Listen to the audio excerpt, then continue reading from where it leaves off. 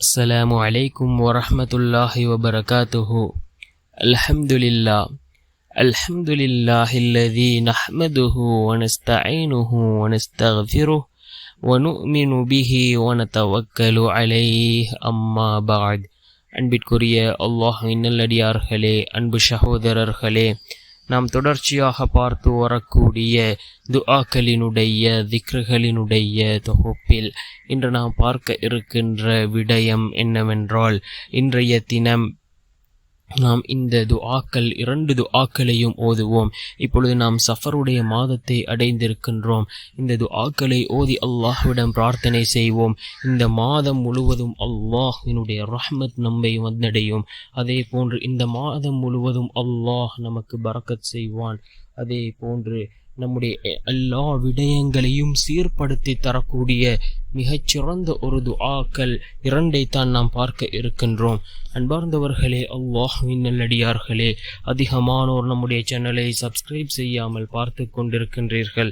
நீங்கள் சப்ஸ்கிரைப் செய்து லைக் இடுவதன் மூலமாக நமது சேனலில் உள்ள வீடியோக்கள் இன்னும் பல சகோதரர்களுக்கு கொண்டு போய் சேர்க்கப்படும். அவர்கள் அதனை பார்த்து பயனடைந்தால் அதற்குரிய கூலியை அல்லாஹ் உங்களுக்கும் வழங்குவான். அன்பார்ந்தவர்களே, அல்லாஹ்வின் நல்லடியார்களே, நாம் இப்பொழுது சஃபருடைய மாதத்தை அடைந்திருக்கின்றோம். அதாவது இஸ்லாமிய மாதங்களில் இரண்டாவது மாதம். நாம் ஏற்கனவே முஹர்ரம் மாதத்தினுடைய சிறப்புகளை பற்றி பார்த்திருந்தோம். அதே போன்று இப்பொழுது நாம் சஃபருடைய மாதத்தை அடைந்திருக்கின்றோம்.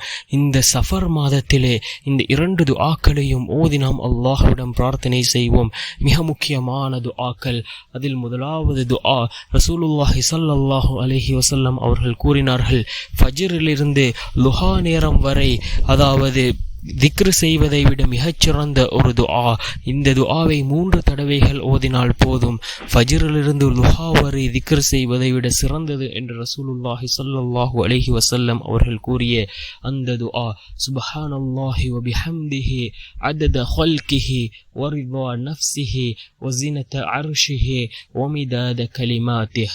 சுப்ஹானல்லாஹி வ பிஹம்திஹி அதத ஹல்கிஹி வ ரிதா நஃப்ஸிஹி வ ஸினத அர்ஷிஹி ஒமிதாத கலிமாத்தி. அல்லாஹுடைய படைப்புகளின் எண்ணிக்கை அளவுக்கும் அவன் பொருந்திக் கொண்ட அளவுக்கும் அவனது அரியணையின் எடை அளவுக்கும் அவனுடைய சொற்களின் எண்ணிக்கை அளவுக்கும் அல்லாஹுவை போற்றி புகழ்ந்து அவனை தூயவன் என துதிக்கின்றேன் என்று பொருள்படக்கூடிய இந்த துஆ முஸ்லிம் என்கின்ற நபிமொழி தொகுப்பு நூலிலே 5272வது ஹதீஸாக பதிவு செய்யப்பட்டிருக்கின்றது.